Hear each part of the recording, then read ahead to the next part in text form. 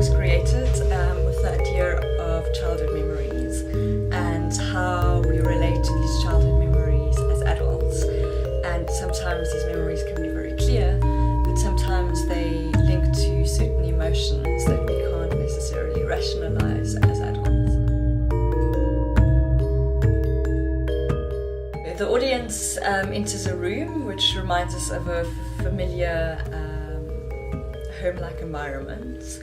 By giving the audience different tasks that they have to complete, they trigger different events which stimulate different sensations, and these sensations might then evoke different emotions, and of course everybody's going to react differently to this.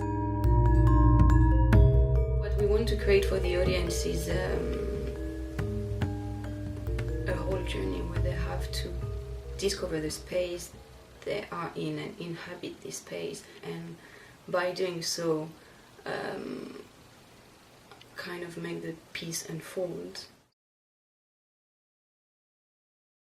In this project specifically, it actually consists in using various technological interfaces, so to create different ways of communication between the audience and the performance. For example, in one of the sections, members of the audience sit in a circle. By passing the juggling ball around in a specific order, which they need to discover, they will then trigger a sequence of sounds clips that will ultimately lead to the creation of a musical composition as a whole.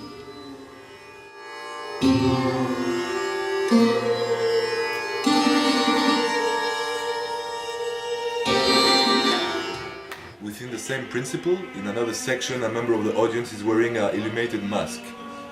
Via camera, the light is struck in space, and depending on the participant's position in a virtual grid, it will modulate various musical parameters such as speed, pitch, and so forth.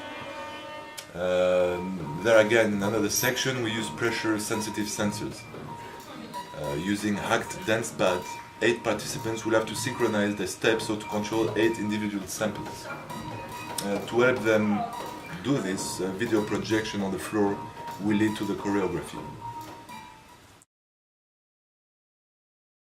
There's also interaction between the audience members, because the whole project and the whole piece leads them to actually communicate between them and participate in the piece altogether. There's also the idea of interaction between different disciplines and different medias.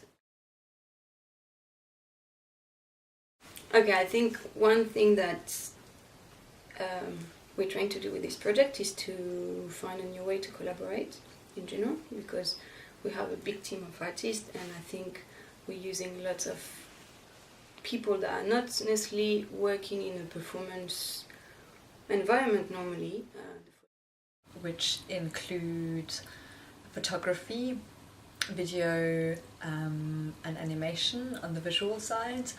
And then we've got a sound designer and composer, and he also works together closely with our multimedia specialist who works a lot with projection, mapping and interaction. The other very important one is the set and prop design,